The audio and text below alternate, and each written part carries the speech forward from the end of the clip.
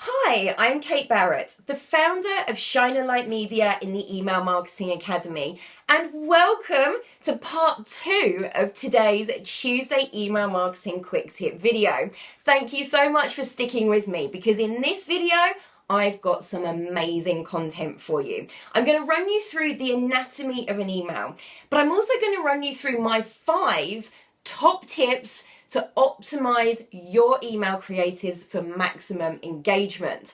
So for now, I'm going to jump behind the screen and talk you through the anatomy of an email. So you should now be able to see my screen with an example email on it. Now, ignore the fact that this is an email asking for a review of a purchase, the fact that it's a product-based email. The elements that I'm going to talk you through are the same for every email that you send, regardless of the industry that you're in. So let's break down the anatomy of an email. Right up at the top, we've got the very first line of text that appears in your email. It's called the pre-header. And you may have seen that in some email clients, so for example, if you're looking at your emails on an iPhone, you'll notice that there's a line of text pulled in underneath the subject line in your inbox that you can see before you open the email.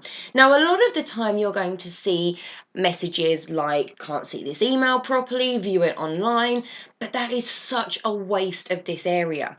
What you can see on the screen is that the first line of text before the view online link, before anything else in the email, is an optimized sentence that backs up the subject line, gives a little bit more information, and in this case includes a call to action. So it actually includes a link right there in that first sentence. Can you see where it says review now in pink?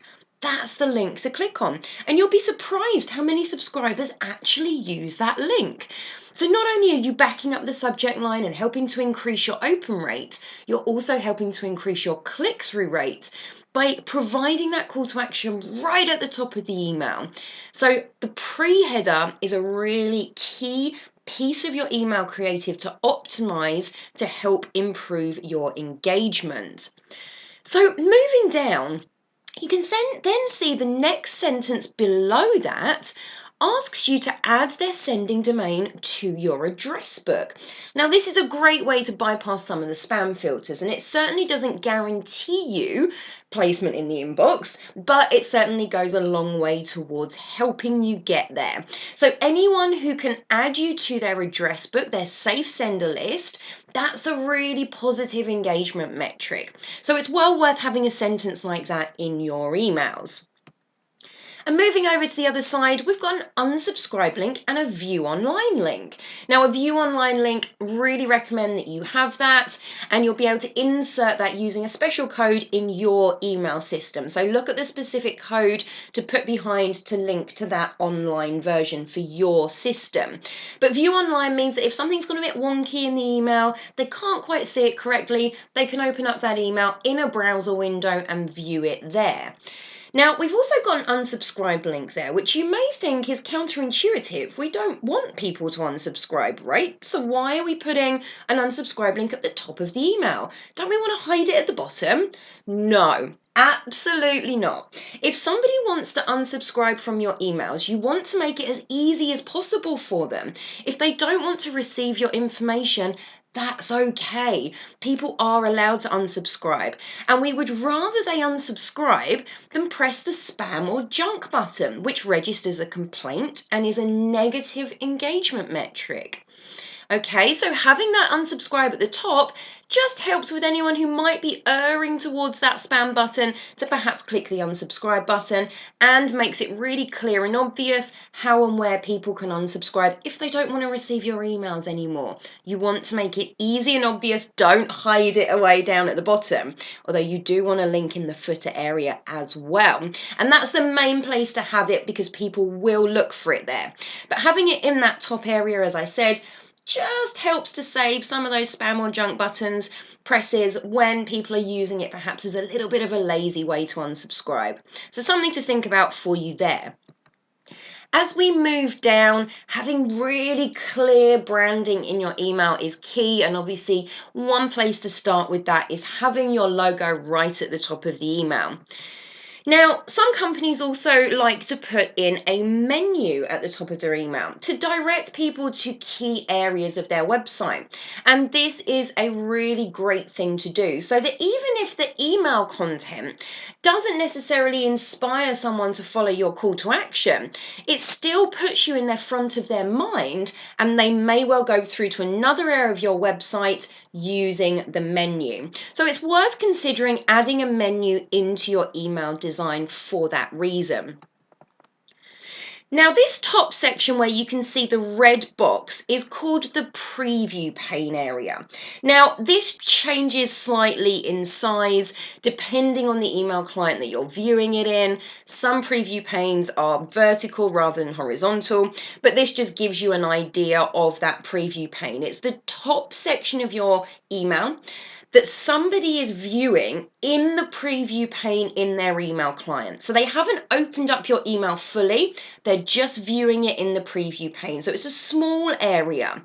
And you really need to concentrate your key information in this area so that even if people don't open the email fully or scroll down, they can still get the main message of your email and even decide to act on your call to action right there and then from the preview pane. So make sure you've got your key call to action in that area and that people can understand your main message really easily. Now, the next area of the email is the main body of the email. This is where your content is. And in this example, you can see that they've actually personalized the email. In this example, with my first name. Now, they've also personalized the content of the email with the exact shoes that I purchased from them. And don't forget, if it's in your database, you can use it to target, segment, trigger, and get really personal with your emails. And this is just one example of pulling that information in that you know about a subscriber into your email to make it highly personal to each individual subscriber. So in the content, you may also have an accompanying image that helps to back up your main message. And of course, you've got your main copy that you include in your email. And more importantly, getting down to your call to action. And you can see it's repeated in this email. And I recommend repeating your call to action at least 2 or 3 times throughout the email, depending on the length of it. But your call to action needs to stand out and really grab people's attention. Now, moving down the email, something that I really recommend you include in all of your emails are social connecting buttons.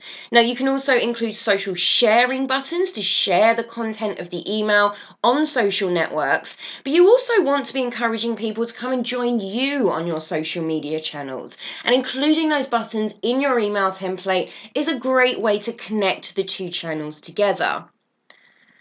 Moving down, you have your footer area. So we're right at the bottom of the email. Now, in this area, you could remind people how they signed up to your list. So for example, here we can see it says, you are receiving this email because you signed up for personalized matches from justfab.co.uk. They're reminding me how I'm subscribed to their email list.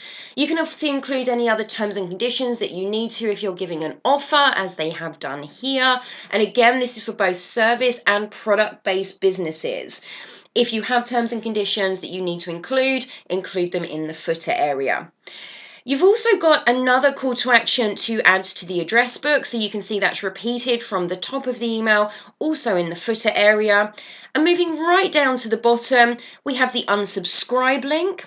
We also have a link to manage email preferences. So in this case, JustFab have the functionality for you to not only unsubscribe, but also change what you receive from them. So perhaps change the frequency or change what you're interested in, or in the case of JustFab specifically, change your shoe size. They also have a link to the privacy policy, which leaves them really open and transparent about how they're using the data. And if you have the privacy policy, I highly recommend you link to it in the footer area of your email. So that is all in all the key areas of an email. Any email template that you build is going to have these areas. The pre-header, the add to address book prompt, the unsubscribe link, the view online link, the branding, possibly the menu, the main content, and don't forget that preview pane area at the top, your call to action, personalization. If you can bring in personalization, that's brilliant. Social media and connecting those two channels together, and the footer area, specifically with that unsubscribe link. And just as a note, for legal regulations, you need to include a valid postal address, and the footer area is also where you would include that, as you can see on the example on the screen.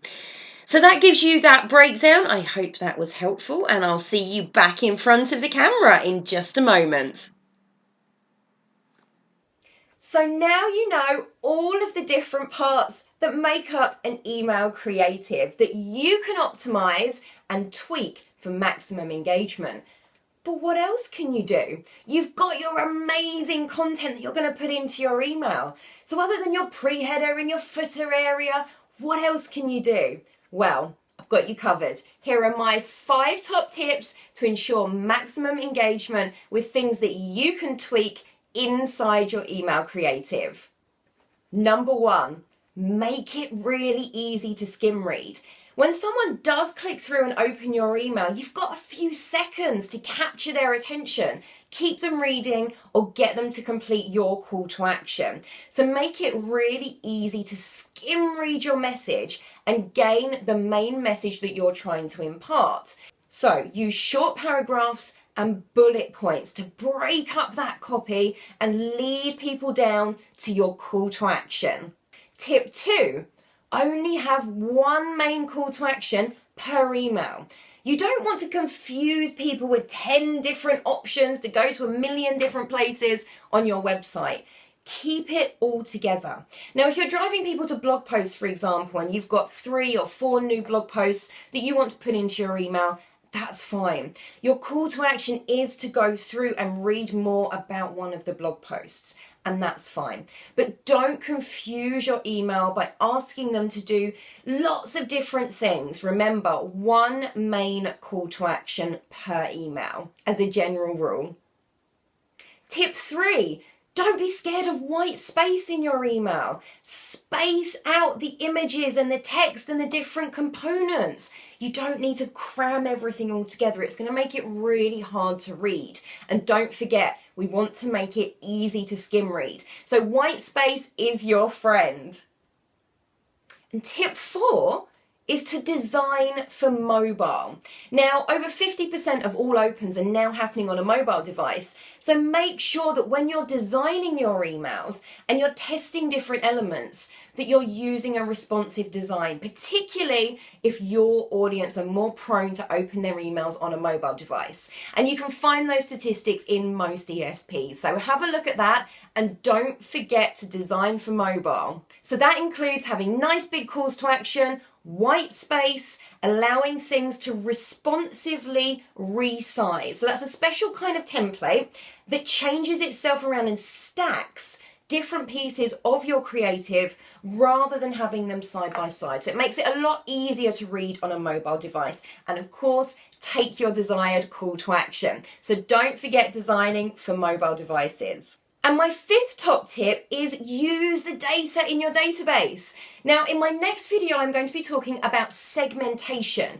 and how that can help to increase the results you see, the engagement with your email marketing. But for this video and for my 5th and final top tip, it's use that data. Even if it is just first name, that will help to build the trust with your company and with you emailing them, using that personal piece of information. So have a look at the data that you've got in your database. How can you use it to make your emails more personal? Now, I've got a little challenge for you. Before my next video, I want you to have a look at your email templates. So you've seen the anatomy of an email and you've seen my 5 top tips to optimize those areas. Now I want you to have a look at your creative. What tweaks can you make? Have you got a pre-header in place? Are you using nice punchy short bullet points and bolding keywords? Are you using a responsive design for mobile?